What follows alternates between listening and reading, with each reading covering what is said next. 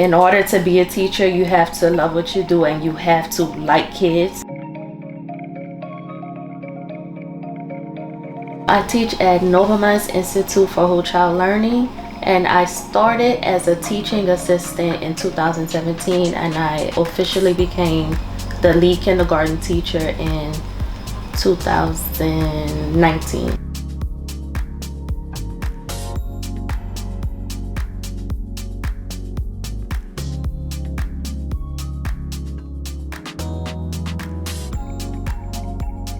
Transitioning back into the classroom, it wasn't as hard as teaching on Zoom, but it was kind of difficult to get the kids used to being back in school. Well, being that I teach kindergarten, my kids may have never been in school, so not necessarily getting them used to being back in school, but getting used to them being in school, period. Being that they may have missed the time to go to pre-K 4 because COVID happened. Social emotional learning is very important for students. So being able to physically interact with not only their peers, but also adults, it's very crucial to their academic learning as well.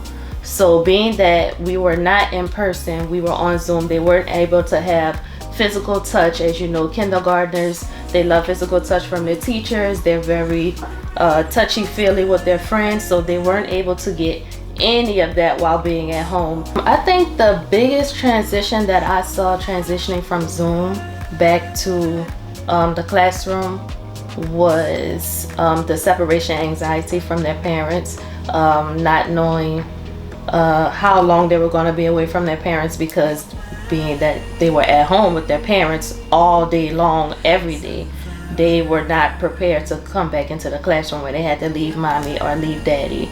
Also, I saw that the skill level wasn't as high as it would have been had they been able to be in a classroom. So say I had 10 kids, maybe 3 of them may have known their letters and letter sounds, while the rest of them knew some of them, but they still struggled a little bit. Students don't get what they need over a Zoom call because you need to be up close. Sometimes a kid needs their hands on, sometimes they need to physically touch something, they need to see it on a chalkboard or on a screen, and you just don't have all of those resources at home.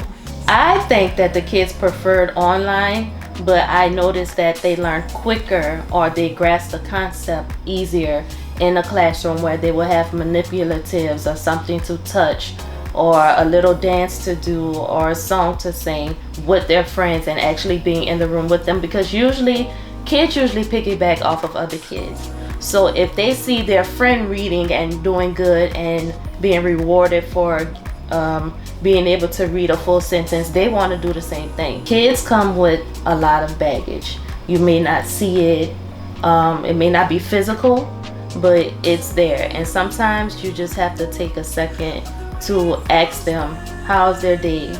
What happened at home last night? What did you eat for dinner? What did you do after you did your homework?